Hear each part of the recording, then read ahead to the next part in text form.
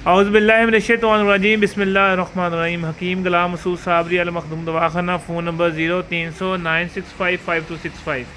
जी माशाल्लाह ये आए हैं, कमालिया से आए हैं और साहिवाल के साथ जो कमालिया है, तो माशाल्लाह ख़ुद भी हिकमत करते हैं, दवाइयाँ वगैरह देते हैं। और इन्होंने शुगर की दवाई का सुना था माशाल्लाह, और इन्होंने अपने साथी को उसके लिए शुगर की दवाई भी ली है और ख़ुद भी ये ना मुजरब चीज़ें बनाते हैं। एक फार्मूला बताएँगे जो लकोरिया के लिए सिर्फ 3 खुराकें देते हैं और मरीज़ का लकोरिया ख़त्म हो जाता है। जी ज़रा बताएं, ज़रा ऊंची आवाज़ में। अस्सलाम वालेकुम जी। सब तो पहले रज़ान शाह साहब, बाबा नईम हैदर ते फहीम सनासी साहब मेरे तरफ अस्सलाम वालेकुम।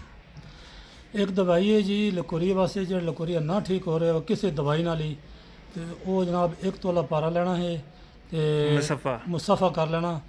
तो मुसफ़ा ना भी होवे, चलो ना ही किसी बंदे नूं पता मुसफ़ा करन दा, तो ਉਹਦੇ ਵਿੱਚ ਤੁਸੀਂ करना धतूरे के फुੱਲ ਜਿਹੜੇ ना ਉਹਨਾਂ ਦੇ ਵਿੱਚੋਂ ਜਿਹੜੀ ਬਰੀਕ ਬਰੀਕ ਡੰਡੀਆਂ ਨੇ ਉਹ ਕੱਢ ਲੈਣੀਆਂ ਨੇ ਬਾਹਰ, ਖਾਲੀ ਕੋਲੋਂ ਬਾਲ ਕੱਢ ਲੈਣੇ ਨੇ, ਬਾਲ ਜਿਹੜੇ ਉਹ ਵਿੱਚੋਂ ਕੱਢ ਲੈਣੇ ਨੇ। ਤੇ ਉਸ ਨੂੰ ਨਾ ਤੁਸੀਂ ਇੱਕ ਇੱਕ ਵਿੱਚ ਪਾ ਕੇ ਨਾ ਉਹਨੂੰ ਖਰਲ ਕਰਦੇ ਜਾਣਾ। ਉਹ ਤਕਰੀਬਨ 20-25 ਜਿਹੜੇ ਨਾ ਉਹ ਲੱਗ ਜਾਂਦੇ ਨੇ। ਤੇ ਉਹਨੂੰ ਤੁਸੀਂ ਖਰਲ ਕਰਨਾ, ਇੰਨਾ ਖਰਲ ਕਰਨਾ ਕਿ ਚਮਕ ਖਤਮ ਹੋ ਜਾਵੇ। ਉਸ ਤੋਂ ਬਾਅਦ ਵੀ 1-2 ਘੰਟੇ ਖਰਲ ਕਰਨਾ ਉਹਨੂੰ। ਤੇ ਉਹਦੀਆਂ ਬਰੀਕ ਗੋਲੀਆਂ ਬਣਾ ਲੈਣੀਆਂ ਨੇ, ਕਾਲੀ ਮਿਰਚ ਦੀਆਂ ਦੁੱਧ ਦੇ ਵਿੱਚ ਘੀ ਪਾ ਕੇ ਤੇ ਉਸ ਨੂੰ ਰਾਤੀ ਸੌਣ ਲੱਗਾ ਮਰੀਜ਼ ਨੂੰ ਦੇਣੀਆਂ ਨੇ, ਕਿਉਂਕਿ ਥੋੜਾ ਚੱਕਰ ਸ਼ੱਕਰ ਕੋਈ ਆਂਦਾ ਥੋੜਾ ਕਿਸੇ ਬੰਦੇ ਨੂੰ।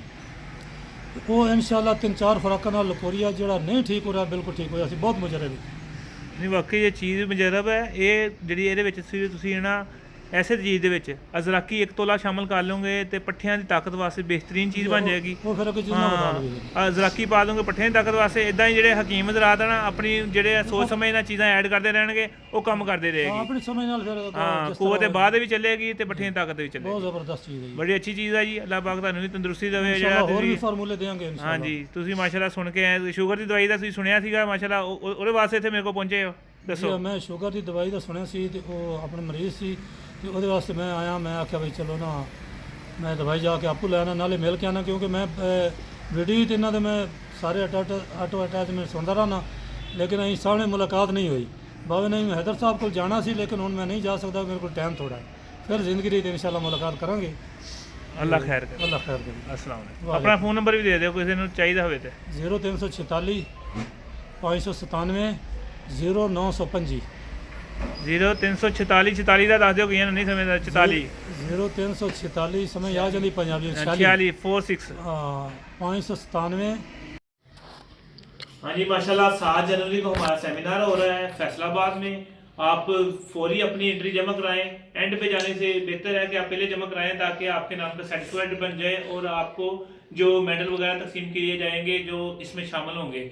और मैं अपना जो तैयार कर रहा हूँ, मैं आधा किलो सिर्फ 1 पाव ओपलों के बूरों में चांदी का कुश्ता करना बताऊंगा, जो कि लोग मनों की लगा लेते हैं ओपले, मगर चांदी का कुश्ता तैयार नहीं होता है। और ये चांदी का कुश्ता तैयार होगा, सिर्फ इसकी 6 से 7 खुराकें मरीज को देनी पड़ती है। जो ज़ुकाम से इसका मरीज हो, जिसके शहवत तक मसला हो, जिसको पठन कमजोरी का मसला हो, जिसको कुव्वत बात का मसला हो, इंशाल्लाह कवर होती है। 1 पाव सिर्फ ओपलों से चांदी का कुश्ता करना बताएंगे। तो जरूर हमारे इस प्रोग्राम में शिरकत करें। ज़ाहद हफीज शाह साहब आ रहे हैं, फहीम सन्यासी आ रहे हैं, बाबा नईम हैदर आ रहे हैं, तकीर सन्यासी, बहुत सारे सन्यासी आ रहे हैं और सन्यास रात भी होगी।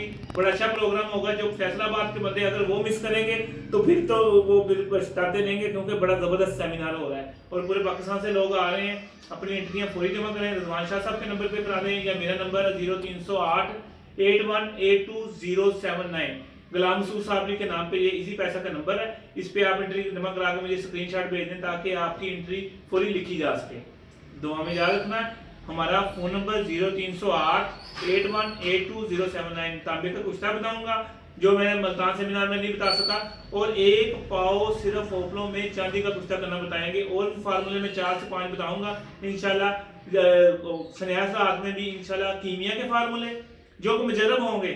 एक ऐसा तेल के बारे में बताऊंगा जो 1 कतरा ही 5 तोले तांबे के ऊपर डालने से वो उसको दूसरी तरफ ले जाता है। ठीक है, उस तेल का बताएंगे इंशाल्लाह। खत कश तेल होगा। इस तरह काफ़ी चीज़ें जो सेमिनार सन्यास में मैं खुद बताऊंगा इंशाल्लाह। सारे सन्यासी बैठे होंगे, वो भी आपको अपनी जो मुजरब चीज़ें बताएंगे। शुक्रिया, अस्सलाम वालेकुम।